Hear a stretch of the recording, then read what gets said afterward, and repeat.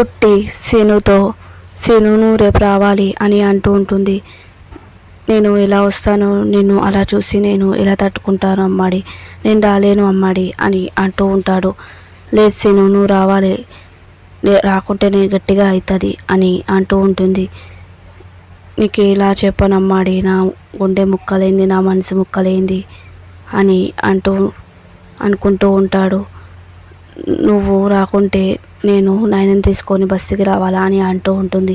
లేదమ్మాడి, నేను వస్తాను, రాకుంటే మన దోస్తాన మీద ఒట్టే అని అంటూ ఉంటుంది కుట్టి. ఆ మాటకి ఆ దోస్తి కూడా లేకుండా చేయకమ్మాడి, నేను వస్తాను అని అంటూ ఉంటాడు. సరే అని చెప్పి ఇక నువ్వు రావాలి అని చెప్పి అంటూ ఉంటుంది. ఇక అప్పుడే పద్మమ్మ వస్తూ ఉంటుంది. ఏంటి, ఇంట్లో చాలా పనులు ఉన్నాయి, వాడితో తర్వాత మాట్లాడచ్చు అని చెప్పి ఇక కాల్ కట్ చేస్తూ ఉంటుంది. ఇక సీను బాధతో ఏడుస్తూ కింద కూర్చొని, నా గుండె ముక్కలైంది, నా మనసు ముక్కలైంది, ముడుగల స్వామి ఎందుకు ఇలా చేశావు, ఇప్పుడు నా గుండె ఎట్టు లేని పరిస్థితి అయింది, నేను అమ్మాడి లేకుంటే నేను ఎలా బతకాలి, అమ్మాడి మన జీవితంలో లేకుంటే నేను పిచ్చోడిని అవుతాను, నేను పిచ్చోడినే అని అనుకుంటూ ఉంటాడు. ఇక ఏడుస్తూ ఉంటాడు. ఇక ఇందుమతి యామిని ఇద్దరు మాట్లాడుకుంటుంటారు. యాకొట్టి నిన్ను పిలవలేదా అని యామిని అంటూ ఉంటుంది. లేదు, అయినా నన్ను పిలిస్తే ఏంటి, ఇంట్లో జ్యోతిని సూర్యని పిలిచింది కదా, మా కుటుంబంలో అందరినీ పిలిచి నిన్ను పిలవలేదా అని అంటూ ఉంటుంది యామిని. లేదు అని అంటూ ఉంటుంది. అయినా నిన్ను పిలుస్తుందిలే, నువ్వు ఎక్కడికి వెళ్ళినా శుభకార్యాలు చెడగొడతావు కదా అని అంటుంటుంది. ఏంటి, నేను శుభకార్యాలు చెడగొట్టేదాకా కనిపిస్తున్నానా, మరి నేను ఎందుకు పిలవదు, నిన్ను అరటి పని తొక్కలా తీసేసింది అందుకే పిలవలేదు అని మాట్లాడుకుంటూ ఉంటారు. ఇక అందరూ ఎంగేజ్మెంట్కి కూర్చొని ఉంటారు. సూర్య, జ్యోతి అందరూ ఆనందంగా ఉంటారు. ఇక సీను అది చూసి బాధపడుతూ ఉంటాడు. ఇక విశాల్, కుట్టి ఒకరినొకరు చూసుకుంటూ ఉంటారు. ఇక పూజారి గారు తాంబూలాలు మార్చుకోండి అనగానే ఇక సీను అలానే చూస్తూ ఉంటాడు. ఇక పద్మమ్మ సింహాద్రిలు తాంబూలం పట్టుకొని ఉంటే ఇక కుట్టి బాధతో ఉంటుంది. అప్పుడు పద్మమ్మ మనసులో, బిడ్డ మనసులో జ్యోతమ్మ, సూర్యబాబులు కూడా ఈ చేతి కలిస్తే బాగుండు అని అనుకుంటున్నట్టుంది అని అనుకుంటూ ఉంటుంది. ఇక కుట్టి కూడా మనసులో అమ్మా నాన్న ఎంగేజ్మెంట్లో చేయి కలిస్తే బాగుండు అని మనసులో అనుకుంటూ ఉంటుంది. అప్పుడు పద్మమ్మ, అయినా నాకు తోబుట్టు లాంటిదే కదా, తను కూడా కలిస్తే బాగుంటుందని చెప్పి ఇక మీకు అభ్యర్థం లేకుంటే నేను ఒకటి చెప్పాను అని అంటూ ఉంటుంది. జ్యోతమ్మ, సూర్యబాబులు కూడా మా బిడ్డకి తల్లి లాంటి వారే, అలాంటి వారు, మేము కలిసి ఇస్తాము అని అంటూ ఉంటుంది తాంబూలం. సరే, వాళ్ళు కూడా నాతో వియ్యంకుల వారే అనుకుంటాను, అందరూ ఇవ్వండి అని అంటూ ఉంటాడు.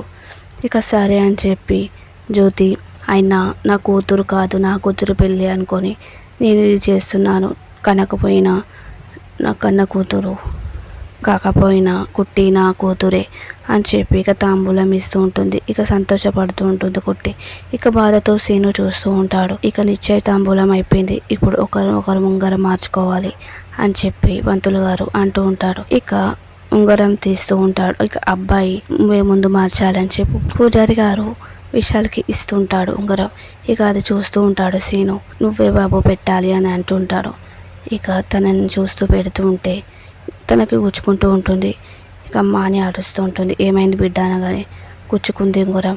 అయ్యో అవునా బాబు, నువ్వు చూడాల్సిన అమ్మాయి ముఖం కాదు, తనని చేయి అనగానే ఇక విశాల్ తనకి రింగ్ పెడుతూ ఉంటాడు. ఇక అది చూసి మనసులో ఇక గంగవ్వ సీనుతో, నువ్వు వెళ్ళిపోరా ఇక్కడి నుంచి సీను అని అంటూ ఉంటుంది. నా గుండె ముక్కలైంది, నా గుండెని బండకేసి చావడానికి రెడీగా ఉంది, ఇక అది ఎక్కడుంటే ఏంటి అని సీను అంటూ ఉంటాడు. ఇక ఇప్పుడు నువ్వు ఉంగరం తొడుగు అని ఆనందితో పూజారిగా అంటూ ఉంటాడు. ఇక ఆనంది ఆనందపడుతూ సంతోషంగా ఉంగరాన్ని చూస్తూ తనకి పెడుతూ ఉంటుంది. ఇక ఆ బాధను తట్టుకోలేక సీను వెంటనే అక్కడి నుంచి వెళ్ళిపోతూ ఉంటాడు. ఇక్కడితో ఉంగరాలు నిశ్చితార్థం అయిపోయింది. పూజారి గారు వచ్చే సోమవారం 9 గంటలకి మంచి ముహూర్తం ఉంది, ఇరుగురు అంగీకరిస్తే ఆ ముహూర్తం నేను పెడతాను అని అంటూ ఉంటాడు. ఇక కోటేశ్వరరావు వచ్చే వారం ముహూర్తం ఉంది అన్నారు కదా, అదే కానివ్వండి అని అంటూ ఉంటాడు. ఇక సింహాద్రి పద్మమ్మలు తనని చూస్తూ అది సారు అని అంటుంటే, నువ్వేం మాట్లాడకు సింహాద్రి, ఆయన నీకు ముందే చెప్పానుగా పెళ్లి ఖర్చు మొత్తం నాదే అని, నువ్వు చెల్లమ్మని తీసుకొస్తే చాలు అని అంటూ ఉంటాడు. ఇక జ్యోతి సూర్యలు కూడా చూస్తూ ఉంటారు. మీరు అలా అన్నండి బాగుంది, మేమంతా మీ మర్యాదలు చూసుకుంటాము అని సూర్య అంటూ ఉంటాడు.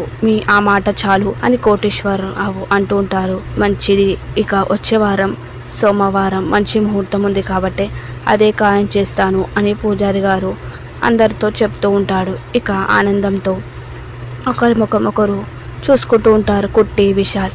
ఇక సేను అది చూసి బాధతో మనసులో బాధపడుతూ ఉంటాడు. మా అమ్మాడిని పూర్తిగా దూరం అవ్వడానికి ఒక్క వారం దినాలే ఉంది. మూడిగల స్వామి ఏం చేశావు, నా గుండె ముక్కలైపోయింది, ఇలా ఉండే బదులు ఒకడే సన్నాన్ని చంపేయచ్చు కదా మూడుగల స్వామి, నిన్ను నమ్ముకున్నందుకు నట్టి సముద్రంలో ముంచావు అని అనుకుంటూ ఉంటాడు. ఇక ఆదిత్య గురించి డాక్టర్ అర్జెంటుగా రమ్మన్నారు అని సునీతతో చెప్తూ ఉంటాడు. అదా, మీరేం కంగారు పడకండి, డాక్టర్ డిశ్చార్జ్ చేయడానికి పిలుచుంటారు అని అంటూ ఉంటుంది సునంద. అది కాదు, నువ్వు ఇక్కడే ఉండు ఆదిత్యతో, నేను వెళ్ళి మాట్లాడి వస్తాను అని అంటుంటే, పర్లేదండి నేను వస్తాను డిశ్చార్జ్ చేయడానికి అని అంటుంటే ఇద్దరు కలిసి వెళ్తూ ఉంటారు. ఇక డాక్టర్ కూర్చొని అని చెప్పి కూర్చోబెడుతుంటాడు. మా అబ్బాయికి డిశ్చార్జ్ చేయడానికే కదా పిలిచారు, మా అబ్బాయికి వారం రోజుల్లో పెళ్ళి ఉంది, ఆ ముహూర్తం కాకపోయినా డిశ్చార్జ్ ఎప్పుడో చెప్పండి, ఇక దగ్గరలో మంచి ముహూర్తం చూసి పెళ్లి చేస్తాము అని సునంద అంటూ ఉంటుంది. మీరు ఒక్క నిమిషం ఆగండి మేడం, మీ అబ్బాయిది పూర్తిగా మేము చెక్ చేసాము, స్కానింగ్ రిపోర్ట్ అంతా చెక్ చేసాము. ఇక అందులో ఏముందంటే మీ అబ్బాయి వెన్నెముక పూర్తిగా దెబ్బతింది అనగానే ఒక్కసారిగా సునంద షాక్ అవుతూ ఉంటుంది. అదేంటి? అవును మేడం, తన వెన్నెముక పూర్తిగా దెబ్బతింది, తన కాలి నరాలు కూడా చచ్చుబడిపోయాయి. ఇక తను ఇప్పట్లో నడవలేకపోవచ్చు, 2 నెలలు నడవచ్చు, లేదా 2 సంవత్సరాలు 4 నెలలు ఎప్పుడైనా నడవచ్చు, కానీ ఎప్పుడు నడుస్తాడో కరెక్ట్గా చెప్పలేం అని అనగానే, మీరు అలా మాట్లాడకండి, ఏం మాట్లాడుతున్నారు, మా అబ్బాయికి ఏం కాదు, మీరు మాట్లాడుతుంది మా అబ్బాయి గురించి కాదు అని లేచి గట్టిగా అరుస్తూ ఉంటే, ఇక తను సునంద నువ్వు అలా మాట్లాడొద్దు, నువ్వు కంట్రోల్ చేసుకోవాలి అని చెప్పి అంటూ ఉంటాడు. కూర్చో అని చెప్పి అంటుంటాడు. మీరు చెప్పండి అని డాక్టర్తో చెప్పమని అంటుంటాడు. అదే మీ అబ్బాయి ఎప్పుడైనా నడవచ్చు, పేషెంట్కి ఈ విషయం తెలియకూడదు, ఒకవేళ తనకి ఈ విషయం తెలిస్తే తను డిప్రెషన్లోకి వెళ్ళొచ్చు, సూసైడ్ అటెంప్ట్ కూడా చేయొచ్చు అనగానే షాక్ అవుతూ ఉంటుంది సునంద. మళ్ళీ నా అబ్బాయికి ఏం కాదు, మీరు అలా అనకండి డాక్టర్ గారు, నేను తట్టుకోలేకపోతున్నాను అని అంటూ ఉంటుంది. మీ అబ్బాయి ఎప్పుడు డిశ్చార్జ్ చేయాలో నేను తర్వాత చెప్తాను చెప్పి ఇక డాక్టర్ వెళ్ళిపోతూ ఉంటాడు.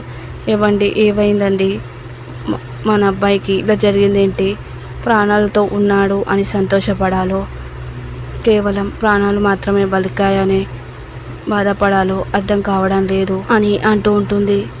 ఇక మనం వెళ్ళి అబ్బాయితో మాట్లాడాలి అని చెప్పి ఇక తను అంటుంటే, లేదు నేను అబ్బాయిని ఫేస్ చేయలేను అని సునంద అంటూ ఉంటుంది. మనమే తనని దగ్గరుండి చూసుకోవాలి, చిన్నప్పుడు తను కింద పడుతూ ఉంటే మనం చేతులు వేసి పట్టుకొని నడిపించాం, ఇప్పుడు కూడా చిన్న బిడ్డే అనుకొని మనము అలానే చేతులు పెట్టి తనని నడిపియాలి, మన మాటలే తనకి బలం కావాలి, మన చేతులే తనకి నడకనివ్వాలి అని చెప్పి అంటుంటే, సరే అని చెప్పి ఇక ఇద్దరు వెళ్తూ ఉంటారు. ఇక ఆదిత్య నడవడానికి లేవడానికి ట్రై చేస్తూ ఉంటాడు. ఇక సిస్టర్ని పిలుస్తుంటే అప్పటికే వాళ్ళ అమ్మ నాన్న వచ్చి ఏమైంది ఆదిత్య అని అడుగుతుంటారు. అదేంటమ్మా, నేను లేవలేకపోతున్నాను, సిస్టర్ పిలిస్తే రావడం లేదు అని అంటుంటే, అదే అనుకుంటూ ఇక వాళ్ళు ఏదో చెప్పాలని చూస్తారు. ఇక ఇక్కడితో ఈ ఎపిసోడ్ పూర్తవుతుంది. ఇక ప్రోమోలో సునంద జ్యోతి సూర్యలతో మా అబ్బాయికి వారం రోజుల్లో పెళ్ళి అనే విషయం మీకు తెలుసు, అలాంటిది ఈరోజు తన పెళ్ళి క్యాన్సిల్ అయింది అని అంటూ ఉంటుంది. ఇక సిఐ గారు మీరు ఏం కోరుకుంటున్నారో అది చెప్పండి అని అంటుంటాడు. ఏం కోరుకున్నా వాళ్ళు ఇస్తారా అని సునంద అంటుంటుంది. ఏమడిగినా ఏమి ఇస్తామని సూర్య అంటుంటాడు.